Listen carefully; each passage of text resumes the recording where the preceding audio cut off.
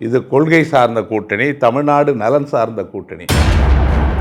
நாங்கள் ஒன்றும் சந்தர்ப்பவாத கூட்டணி இல்லை. ஒரு 5000 ரூபா ஒரே நேரத்தில் வருகிறது என்று சொன்னால் அது உரிமை தொகை. பெண்கள் சுயசார்புள்ளவர்களாக சுதந்திரமா இருக்காங்கன்னு சொன்னீங்க இல்லையா? நேற்று அவங்க கணவரை சார்ந்து இருந்தாங்க, இன்னைக்கு அரசை சார்ந்து இருக்காங்க. ஸோ இதுவும் விடுதலை கிடையாது. திராவிட முன்னேற்ற கழக அமைச்சர்கள் மீது இதுவரைக்கும் எந்த வழக்கிலையும் நிரூபிக்கப்படலை. குற்றச்சாட்டுகள் வரும். பாஜக அரசு என்னதான் எதிர்த்தாலும் மும்மொழி திட்டத்தின் மூலம் இந்தியை நீங்கள் திணிக்க முயற்சித்தால் அதை காங்கிரஸ் உள்ளிட்ட திமுக ஏற்றுக்கொள்ளாது. அவரை பாலியை இதுவரைக்கும் ஒரு சங்கராச்சாரியாரெலாம் செய்யாத ஆன்மீக புரட்சியை திராவிட இயக்கத்தை சேர்ந்த சேகர் பாபு வேலை செய்யல. சங்கராச்சாரியார் வேலை இல்லைன்னா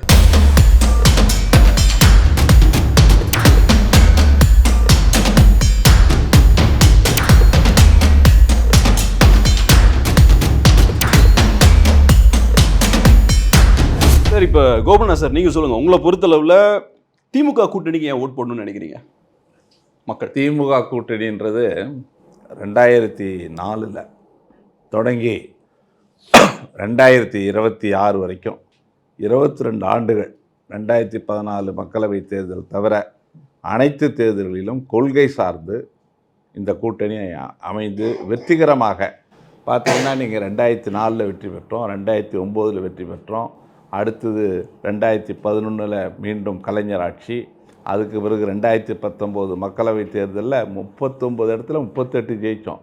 அதுக்கப்புறம் 2023 சட்டமன்ற தேர்தல் திமுக ஆட்சி அமைந்தது. அடுத்து 2024 மக்களவை தேர்தலில் 40 இடங்களையும் நாங்கள் பெற்றோம். ஆக தமிழ்நாட்டு மக்களுடைய அமோக ஆதரவோடு இந்த கூட்டணி இருக்கிறது.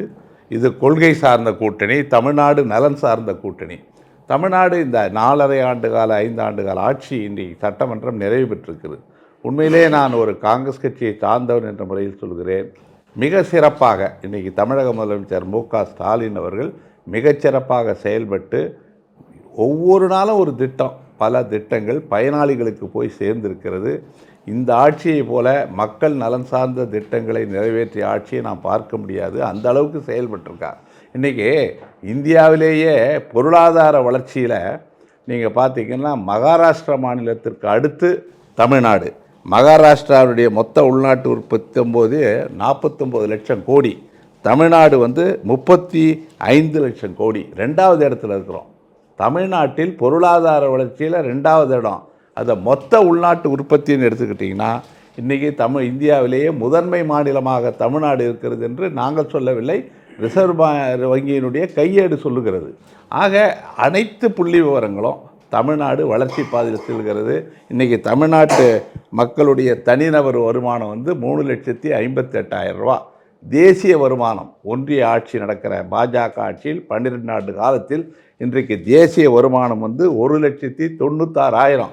தேசிய வருமானத்தை விட தமிழ்நாட்டு மக்களின் வருமானம் 1.77 மடங்கு அதிகம். ஆக வேலை வாய்ப்புகளை பெருக்கியிருக்கிறோம். அந்நிய முதலீடு 11 லட்சம் கோடி.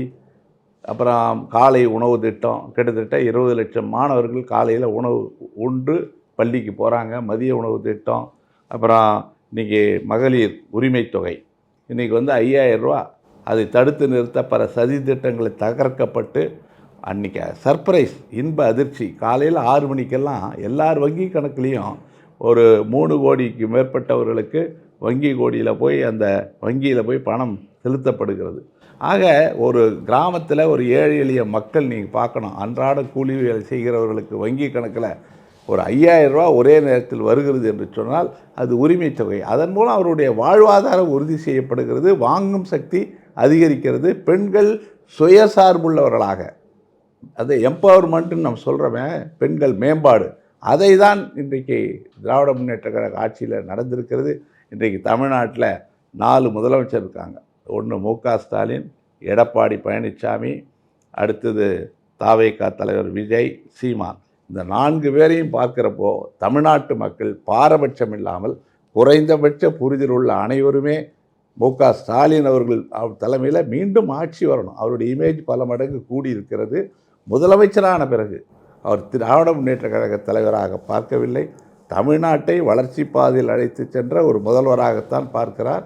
அவர் முதல்வராக வர வேண்டும் என்று தலைவர் ராகுல் காந்தி விரும்புகிறார். விரைவிலே இந்த கூட்டணி ஒரு கொள்கை சார்ந்த கூட்டணி. நாங்கள் ஒன்றும் சந்தர்ப்பவாத கூட்டணி இல்லை. நாங்கள் கிட்டத்தட்ட 22 வருஷமாக ஒன்றா பயணிக்கிறோம். அதற்கு அடிப்படை என்ன?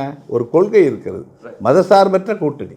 ரைட். ஒரு சின்ன ஒரு கேள்வி சார். இப்போ திமுக ஆட்சியோட வெற்றி நீங்க சொல்றது என்னன்னா பயங்கரமான growth நாங்க கொடுத்துருக்கோம். growth ரெக்கார்ட் இருக்கு. ரிசர்வ் பேங்க் ஒரு விஷயம் என்னன்னா கடந்த 20 ஆண்டுகள் சொல்ற கோவை சத்யன் சொல்றார் நிறைய குற்றச்சாட்டு.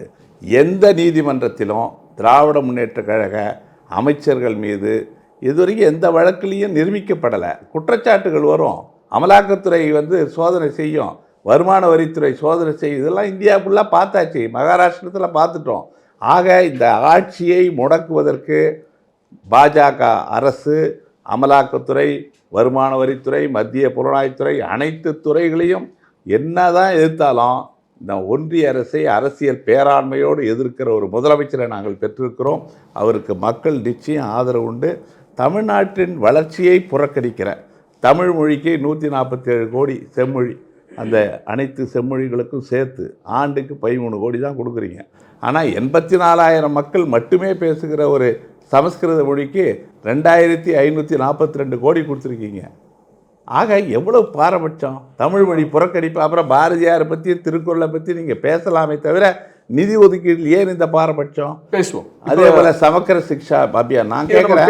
ஒன்று சமக்கர சிக்ஷா அபியானில் 3,548 கோடி கொடுக்கல. ஏன் கொடுக்கலன்னா மும்மொழி திட்டத்தை ஏற்றுக்கொள்ளலைன்னு. ஒரு மும்மொழி திட்டத்தை நாங்கள் ஏற்றுக்க மாட்டோம். இருமொழி கொள்கை 1968 திராவிட முன்னேற்ற கழக அரசு ஏற்றுக்கொண்டது.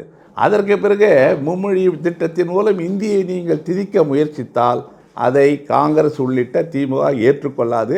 அந்த நிதி கொடுக்கலைனாலும் எங்கள் சொந்த நிதி ஆதாரத்தின் மூலம் நாங்கள் இன்றைக்கி ஒருங்கிணைந்த கல்வி திட்டத்தை செயல்படுத்தி வருகிறோம்.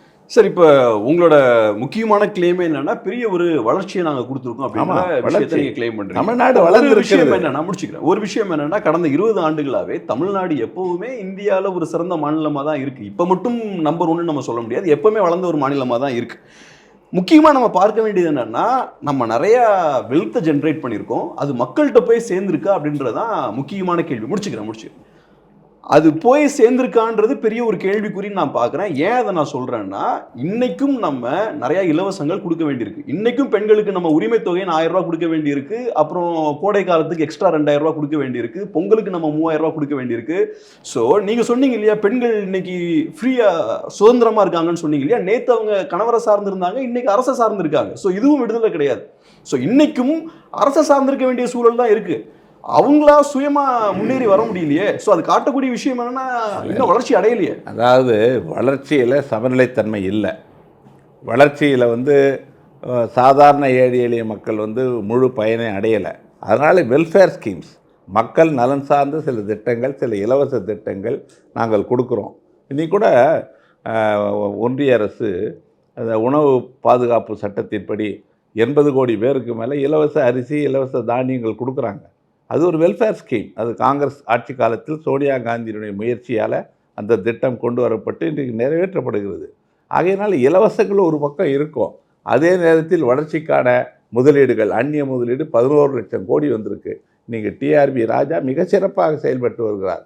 இன்றைக்கி ஏதோ திராவிட முன்னேற்ற கழகம் ஏதோ குறிப்பிட்ட மதத்துக்கு, கடவுளுக்கு எதிரான இயக்கம்னு சொல்கிறாங்க. இன்றைக்கி பார்க்கணும், ஆன்மீக புரட்சியே நடக்குது. இன்றைக்கி சேகர் பாபு என்கிற ஒரு அமைச்சர் மிக சிறப்பாக செய்கிறார். கிட்டத்தட்ட 9,200 கோடி கோயில் நிலங்கள் அபகரிக்கப்பட்டதை மீட்டிருக்கிறார். 4,300 கோயிலுக்கு 4,300 கோயிலில் குடமுழுக்கு செய்திருக்கிறார். அவரை பாலியை இதுவரைக்கும் ஒரு சங்கராச்சாரியார்லாம் செய்யாத ஆன்மீக புரட்சியை திராவிட இயக்கத்தை சேர்ந்த சேகர் பாபு வேலை செய்யல. சங்கராச்சாரியார் வேலை இல்லைன்னா இல்லை, நிறைய குடமுழுக்குல ஒரு காலத்தில் குடமுழுக்கு என்றாலே சங்கராச்சாரியார் தான் இருப்பார். இன்றைக்கு சேகர் பாபு இருக்கிறார். முன்னணி பெரிய